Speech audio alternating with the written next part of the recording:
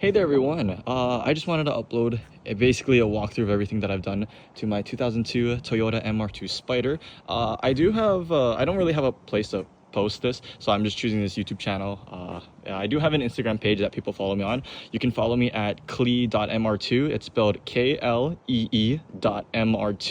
on Instagram. I post all the modifications I do, all of my autocross races, etc., all my cruises, but I don't have an actual proper place to put this walkthrough, so I'm choosing to do this YouTube channel that I don't even use.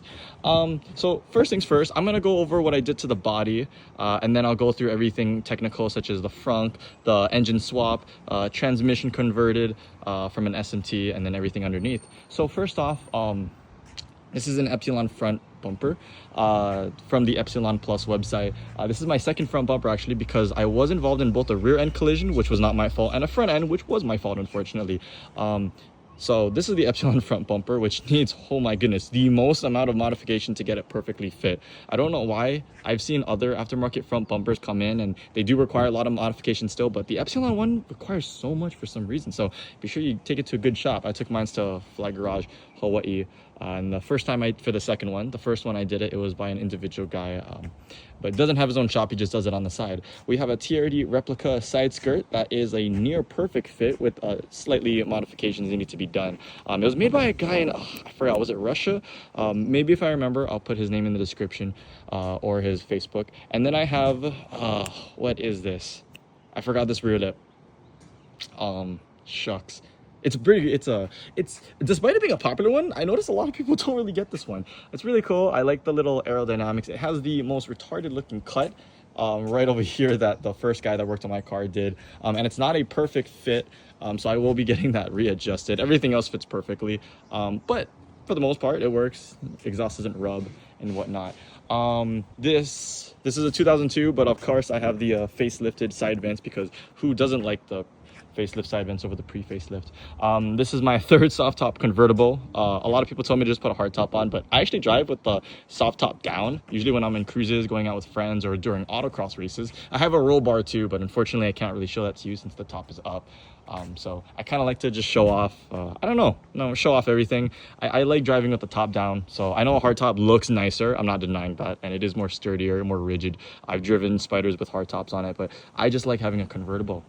And then I have both a front and rear carbon fiber front hood and rear hood. I also have more carbon fiber on the body parts, but I'm not going to tell you which one it is. It's a secret, because it is an in-house thing.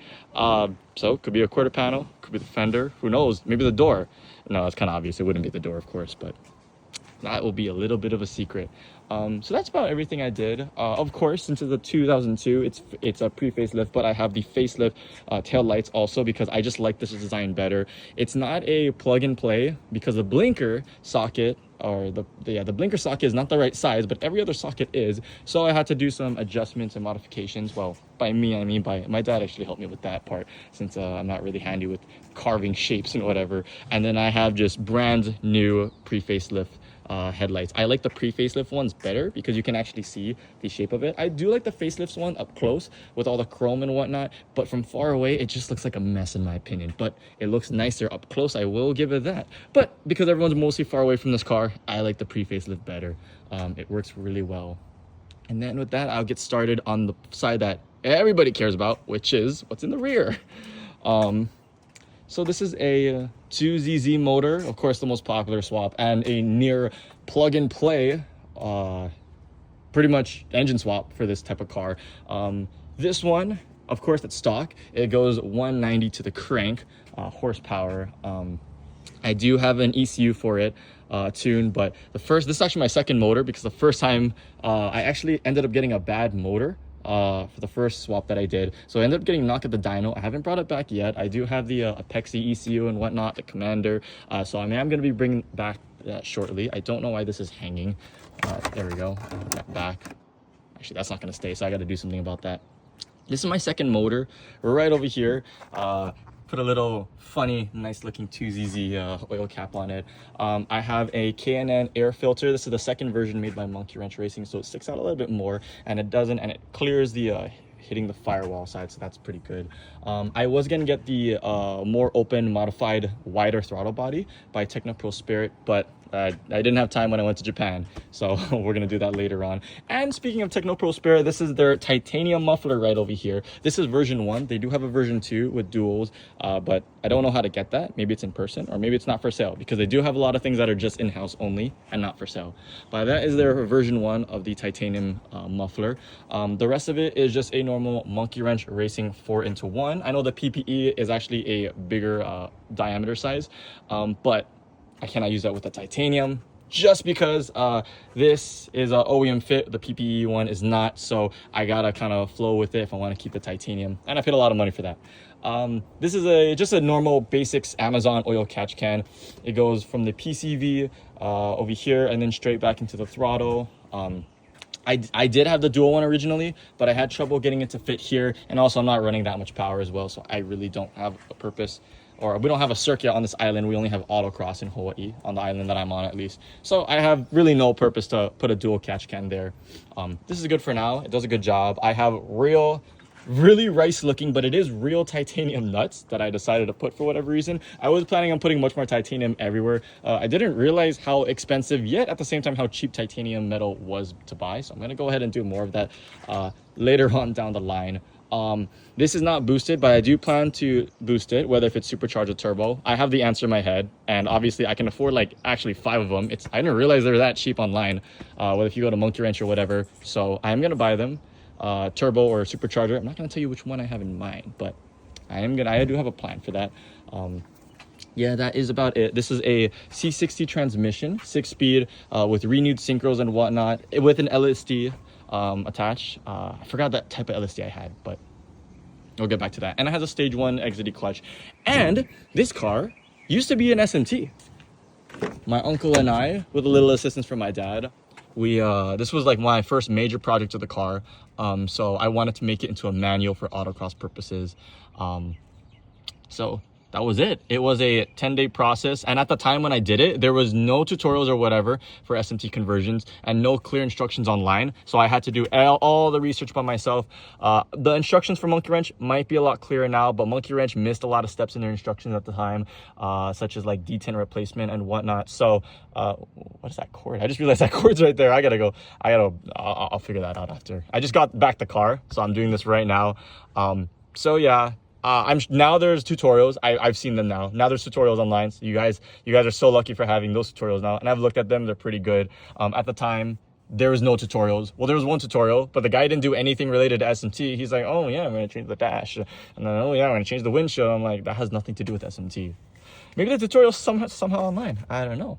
But anyways, this is a hard dog roll bar right over here. I got the dual one just because it looked nicer, even though the single vertical one would protect the driver a lot more. But also, I'm not at a circuit, and yeah, we do have toge, but it's okay. The dual one looks nice, and I think it's fine, honestly. I think that's about it. I do have more plans for the interior. I do have a triple gauge setup that I actually currently have right now, but because of my accident, and I didn't have the car for months, I didn't have time to install it. I do have the sandwich adapter on the 2ZZ to put the multiple gauges to like the oil pressure and whatnot. And I do have another gauge that I'm going to install. I'm going to keep the steering wheel. I just like the stock, and I like having the SMT button still because it's kind of like an homage to basically what this car has gone through in the past. I still have the SMT gauge, look, but this is clearly just a manual right over here.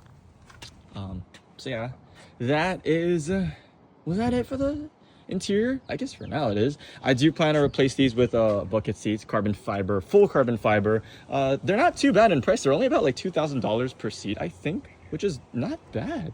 It's pretty cheap.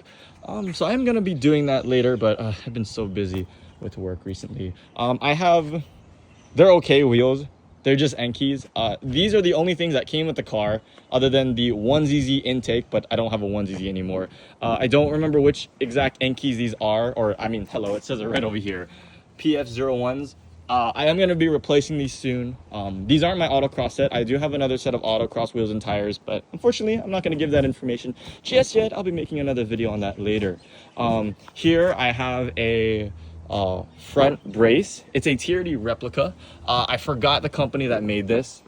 Funny enough, I do have one for the rear, but I've noticed when I do autocross and toge, I don't really feel that rigidity as much in the rear compared to the front when I take the brace on and off. So I've completely left it off in the back. Maybe it's the roll bar. The roll bar does add a lot of rigidity to it, so maybe it's probably that, honestly. But I feel no different, so I'm leaving it out. Maybe a controversial type of decision I'll make. You guys can roast me in the comments, but in my personal experience, autocross and toge, I've never felt a difference in the back, so I personally don't think it needs it, but that's just my opinion. And as you could probably tell from the engine bay earlier, I switched out the battery for a lithium one. It's an anti-gravity restart, and I have had to use it before. It does work. When the battery dies, I can jump start it about a few more times, and then I'll recharge it. And on top of that, obviously the most obvious part, it's planted to the front. So as you guys are probably familiar, these batteries usually sit right over here covering the intake. But now there's nothing. I've left a lot of room for everything to breathe. And now the battery's in the front. The reason why I did that was because, one, I wanted more space over there. I wanted a little bit more weight over here, which probably makes no sense since I got a lightweight with lithium one anyways. And I have a carbon fiber hood. So yeah, I guess it's kind of for what purpose, but it looks really nice. I do plan to get vented ones later on down the line for this hood, as well as making a redirect for air to come out through the hood escape vents, similar to what Porsches and Lotuses do. I'm currently low on power steering fluid. I just realized that. I'm realizing a lot of things as I'm recording since I got the car back. But yeah, everything is great. There's no loose connection whatsoever. I added an extra ground right over here. That's kind of cool. And then this is kind of it's kind of ghetto, but it's just to for now block the water from hitting the positive. As you can clearly see, I have a aftermarket sway bar and a front brace underneath it. I do have more bracings underneath, but not every single brace you could possibly find, because I'm happy with the rigidity I have for my car and the stabilization when it comes to autocross and toge. So I'm avoiding putting on a lot more. Plus, it also saves me it saves me more money, or not more money. It saves me more weight. That sucks. I gotta throw that away now because, you know, rocks tend to get stuck in microfiber cloths. So yeah, right. Now I gotta change that. I think that's about it I've done. I can go ahead and just close everything just to show you guys one more time what everything looks like. So let me do that real quick. I'm gonna wipe off my handprints. I hate getting prints on the body panels of the car. So yeah, it's not the best build. I do have a lot of plans for it.